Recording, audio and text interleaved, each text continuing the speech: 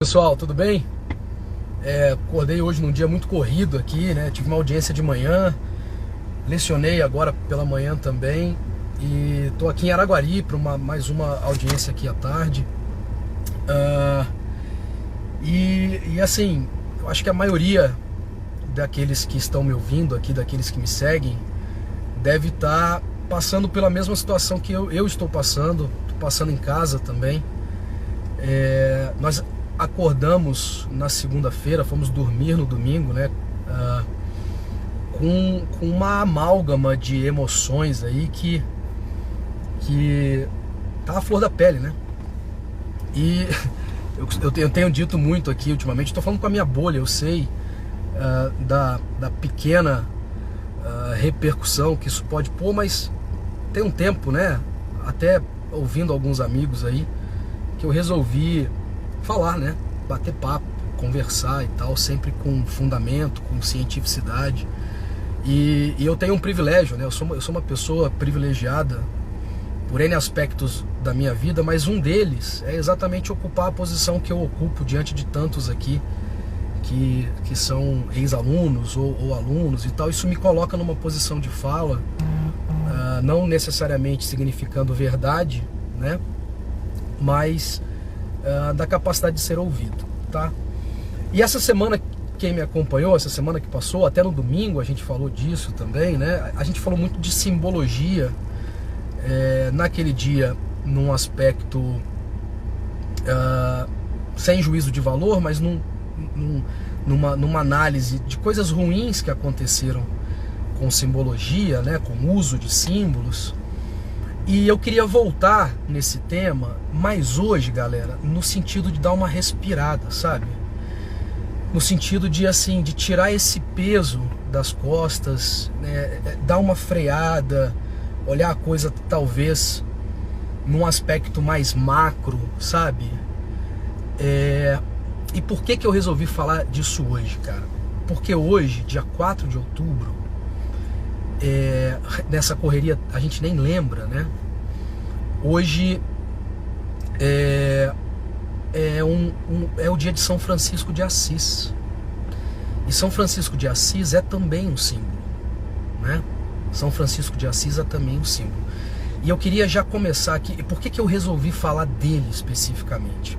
Por alguns motivos. O primeiro deles é que a religiosidade, ela voltou ao centro do nosso debate social, ao centro, né? Nós estamos passando aí por um momento em que falar de religião, até de maneira muito anacrônica, né? Fora do contexto ou fora do tempo, virou um assunto espinhoso, né? E porque isso está ligado com simbologia também. Então eu queria primeiro começar declarando uma informação aqui. Eu não sou católico. Se eu tivesse que fazer uma classificação, a gente vive de rótulos também, né? E também isso está ligado com símbolo. Eu me colocaria como um cristão, porque eu sigo, né, uma doutrina que é de origem abraâmica. Isso significa, né, que repousa a sua teologia nos livros sagrados, mais especificamente na Bíblia, ou no Alcorão, ou na Torá, né? Que são as religiões abraâmicas. Mas o símbolo de São Francisco de Assis, ele é muito maior do que o próprio cristianismo, né? Olha o poder de um símbolo. Eu não pretendo aqui esgotar a vida de São Francisco de Assis, né? Mas isso é fácil de você ter contato. Mas basicamente, no resumo, São Francisco de Assis era uma pessoa que abdicou da sua riqueza e que dedicou a sua vida à causa das pessoas pobres e também dos animais. Então ele representa a simbologia da humildade, da abnegação, né? E do cuidado com o próximo.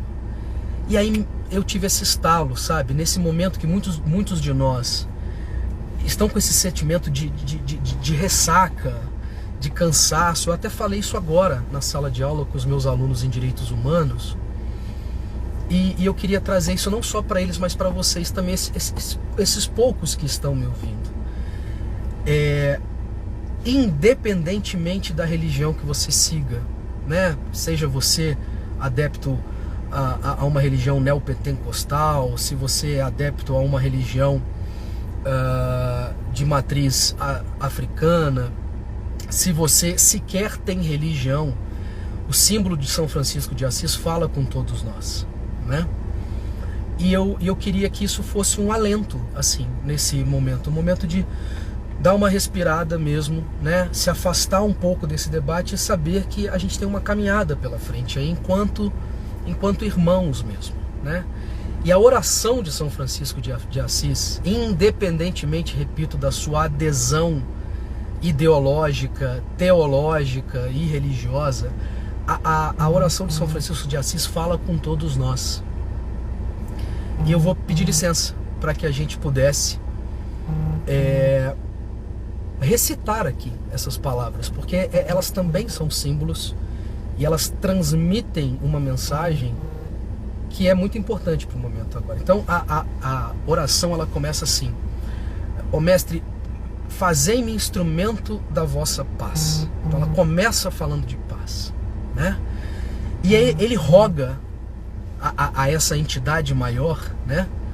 A Deus, a Oxalá, a Alá, quem quer que seja, que onde houver ódio, que ele possa levar o amor, que onde houver ofensa, que ele possa levar o perdão, que aonde houver discórdia, que ele seja um instrumento de união, né? Olha que lindo isso.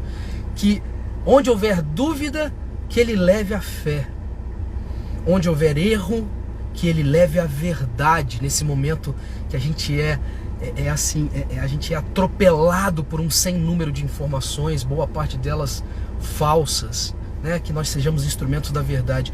Onde houver desespero, que eu leve a esperança, onde houver a tristeza, que eu leve a alegria, onde houver trevas, que eu leve a luz. Então eu queria deixar vocês aqui, né? Independentemente da linha filosófica, religiosa, teológica que você siga, mas com essa mensagem de São Francisco, né? Que nos ensinou que nós temos que ser instrumentos de paz, instrumentos de união, que é possível discordar, mas ainda assim ser um instrumento de calmaria. Um beijo, galera. Eu espero que essa mensagem chegue ao máximo de pessoas possíveis dentro da minha pequena bolha, que nós sejamos muito mais instrumentos de amor do que de ódio, muito mais instrumentos de perdão, muito mais instrumentos de alegria, de fé, de união. Um beijão para todos vocês, galera. Valeu demais!